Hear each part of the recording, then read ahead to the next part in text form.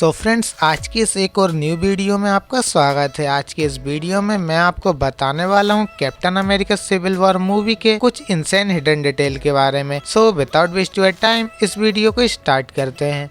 सो friends, movie की starting में जब कैप्टन अमेरिका क्रॉसबो को पकड़ने के लिए जाते हैं तो हम उनकी कॉस्ट्यूम पर एवेंजर्स का ये लोगो क्लियरली देख सकते हैं। लेकिन लोगोस में हुए इस इंसिडेंट के बाद यदि कैप्टन को एवेंजर्स टीम में रहना था तो कैप्टन को सोकोविया समझौते को मानना पड़ता। लेकिन कैप्टन सोकोविया समझौते के सख्त खिलाफ थे, तो वे समझ गए थे कि वे अब एवेंजर्स टीम का हिस्सा नहीं रह पाएंगे। इसलिए इस एयरपोर्ट वाले सीन पे जब दोबारा कैप्टन अमेरिका ने अपना कॉस्ट्यूम पहना तो कैप्टन ने अपने कॉस्ट्यूम में से एवेंजर्स का ये लोगो हटा दिया, जो कि आपको स्क्रीन पर क्लियरली दिख रहा होगा। सो मूवी की स्टार्टिंग में जब ये ईयर 1991 का सीन दिखाया जाता है, जहां हम देखते हैं कि साइबेरिया में एक हाइड्रा सोल्जर इस चेम्बर को ओपन करने के लिए एक पिन डालता है, जो कि होता है 17826। यदि इन नंबर्स को टच पैड में ट्रांसलेट किया जाए तो इसका मीनिंग निकलता है वन स्टैंड। और वन स्टैंड कौन है ये तो आपको पता ही होगा, the one and only Stan Lee. So इन नंबर्स में बेसिकली स्टैन ली का एक छोटा सा रेफरेंस दिया गया था, जो कि आप में से शायद कई फैंस को ना मालूम हो। सो मूवी की स्टार्टिंग में हमें ब्लैक विडो का एक फाइट सीन दिखाया गया है। इस फाइट सीन में ब्लैक विडो क्रॉसबो के कुछ साथियों से लड़ती है, तभी हमें वहां पर ये एनिमी दिखाई देता है, जिस एक्टर का रियल नेम है डेमियन पोइटर। और ये वही एक्टर होते हैं जिन्होंने की एवेंजर्स एज ऑफ अल्ट्रॉन के मिड क्रेडिट सीन में थेनोस का रोल प्ले किया था। इसके बाद थेनोस का रोल जोश ब्रोलिन को ऑफर हो गया था, लेकिन जो भी हो फर्स्ट टाइम थेनोस का रोल प्ले करने वाले एक्टर डेमियन ही थे, इसलिए इस मूवी में उनका छोटा सा कैमियो दिया गया था।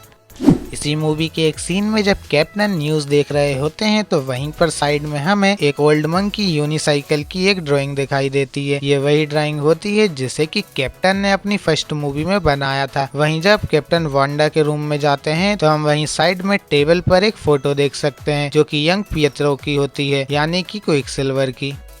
सो फ्रेंड्स, इस एयरपोर्ट वाले सीन में जब जायंट एंटमैन को स्पाइडरमैन टेक डाउन करता है तो स्पाइडरमैन कहता है कि किसी ने Star Wars the Empire strike back movie देखी है। Hey guys, वो पुरानी वाली स्टार वॉर्स देखिए, एम्पायर स्ट्राइक्स बैक। तो यहाँ पर पीटर ने इस मूवी का रेफरेंस ऐसे ही नहीं दिया था, बल्कि पीटर ने जिस ट्रिक से एंटमैन को टेक डाउन किया था वे ट्रिक Star Wars the Empire strike back movie में ल्यूक स्काईवॉल्कर ने फॉलो की थी, जब ल्यूक ने केबल से एक जायंट रोबोट को टेक डाउन किया था। और इसी ट्रिक को पीटर यूज करने वाला था जायंट एंटमैन को टेक डाउन करने के लिए, इसीलिए पीटर ने इस मूवी का रेफरेंस दिया था। लेकिन जिसने स्टार वॉर्स मूवी का ये पार्ट नहीं देखा है उन्हें शायद ये रेफरेंस समझ में ना आया हो। सो हमें मूवी में सैम विल्सन का एक ड्रोन दिखाया गया था, जिसका नाम सैम ने रेड विंग रखा था। इसी ड्रोन ने ब्लैक विडो की हेल्प भी की थी। लेकिन क्या आपको पता है, कॉमिक बुक में सैम विल्सन के पास रेड विंग नाम का कोई ड्रोन नहीं होता है, बल्कि एक ईगल होता है, जिससे कि सैम विल्सन कम्युनिकेट भी कर सकता था। लेकिन ऑफ कोर्स यदि हमें मूवी में एक ईगल बताया जाता तो कोई सेंस नहीं बनता, इसीलिए फिल्म मेकर्स ने इस ईगल को ड्रोन से रिप्लेस कर दिया।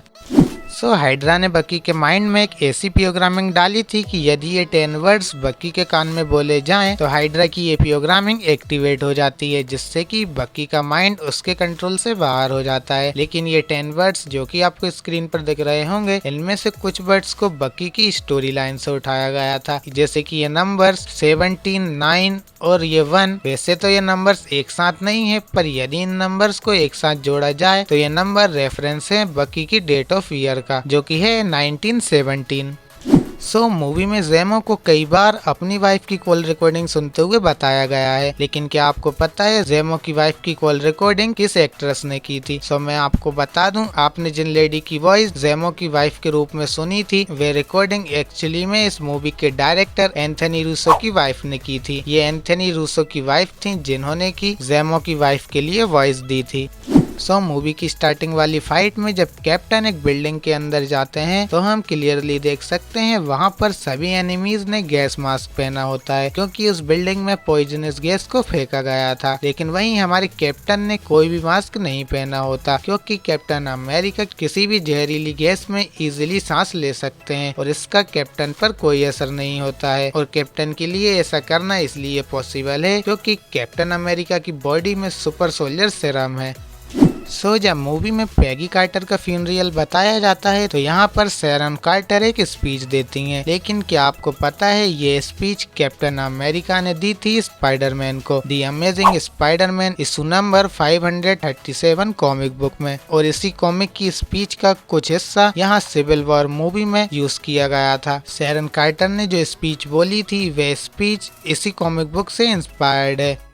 सो इस वाले सीन में जब सोकोविया समझौते के बारे में बताया जा रहा होता है तो यहाँ पर सभी एवेंजर्स की सिटिंग पोजीशन कहीं न कहीं एवेंजर्स इन्फिनिटी वॉर में होने वाले फ्यूचर की तरफ इशारा करती हैं। जैसे इस तरफ जो ये 3 एवेंजर्स बैठे होते हैं उनमें से 2 एवेंजर्स स्नैप का शिकार हो जाते हैं और एक एवेंजर्स थेनोस के हाथों मारा जाता है, लेकिन वहीं इस साइड जो एवेंजर्स बैठे होते हैं उनमें से कोई भी ना ही थेनोस के हाथों मारा जाता है ना ही स्नैप का शिकार होता है। वहीं टोनी स्टार्क इन एवेंजर्स से थोड़ा दूर बैठा होता है और ऐसा ही हमें इन्फिनिटी वॉर मूवी में भी दिखाया गया है जहां टोनी इन सभी एवेंजर्स से काफी दूर होता है। हो सकता है ये सिर्फ एक कोइंसिडेंस हो, लेकिन मुझे जो भी रिसर्च करते समय पता चला मैंने आपके सामने रख दिया। लेकिन ऐसा भी हो सकता है कि रूसो ब्रदर्स ने ही हमें रेफरेंस देने के लिए यहाँ पर इन एवेंजर्स की सिटिंग पोजीशन इस प्रकार रखी थी। और हाँ फ्रेंड, जाते जाते यदि आपको वीडियो पसंद आई है तो लाइक और सब्सक्राइब करना ना भूलें और साथ ही हमारी बाकी वीडियोस को भी जरूर देखें। आई होप आपको वे वीडियो भी पसंद आएंगी। सो मिलते हैं किसी और वीडियो में। Thanks for watching.